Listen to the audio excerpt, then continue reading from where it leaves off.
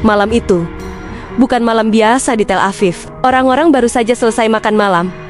Beberapa anak sudah tidur pulas. Tapi kemudian sirena berbunyi, kencang, tajam, menggelegar. Untuk pertama kalinya sejak konflik ini memanas, Tel Aviv, kota metropolitan dan pusat ekonomi Israel, mendengar sirena rudal malam hari. Langit seketika menampilkan cahaya dari Iron Dome yang mencoba menahan serangan. Warga berlarian menuju tempat perlindungan. Apa yang terjadi dan siapa pelakunya?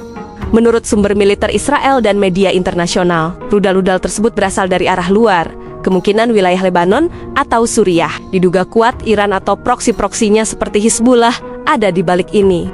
Ini bukan serangan biasa, bukan hanya Gaza, bukan hanya perbatasan, tapi ibu kota ekonominya langsung yang kini terancam. Serangan ini menandai bahwa Israel tidak hanya sedang menyerang, tapi mulai dibombardir secara mendalam.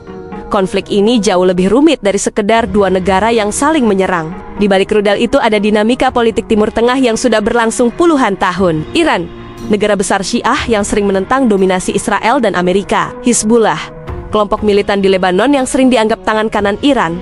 Suriah dan Irak, lokasi jalur senjata dan pengaruh. Amerika Serikat, sekutu utama Israel, yang bisa saja terseret jika konflik meluas.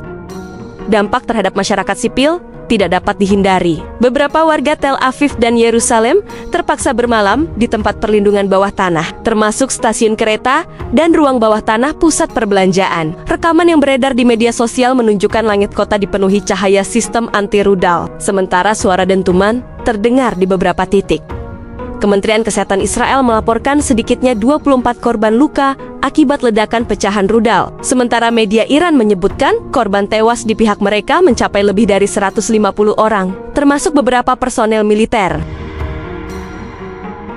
Apakah ini baru awal dari perang proksi atau permulaan dari konflik militer besar-besaran yang melibatkan banyak negara? Tapi di balik semua itu, ada warga biasa yang menjadi korban. Anak-anak yang trauma setiap kali mendengar suara sirene, lansia yang harus lari turun ke tempat perlindungan yang sempit, keluarga yang tidak tahu apakah rumah mereka akan masih utuh esok pagi.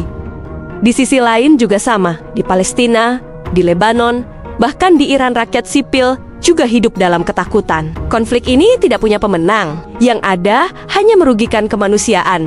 Serangan terhadap Tel Aviv mungkin baru dimulai. Jika Israel membalas dengan skala besar ke Lebanon atau Iran, maka Hizbullah, Houthi, dan bahkan militan Irak bisa ikut menyerang. Ini bisa menyebabkan perang skala penuh di Timur Tengah, kelangkaan minyak global, keterlibatan militer Amerika Serikat dan NATO, destabilisasi negara-negara Teluk, dan lebih jauh lagi, potensi pecahnya perang dunia gaya baru. Bukan karena satu negara menyerang lainnya, tetapi karena rantai konflik yang saling tarik-menarik di berbagai front. Tulis pendapatmu di komentar. Bagikan video ini agar lebih banyak orang sadar bahwa konflik ini bukan sekadar berita, tapi tentang masa depan umat manusia.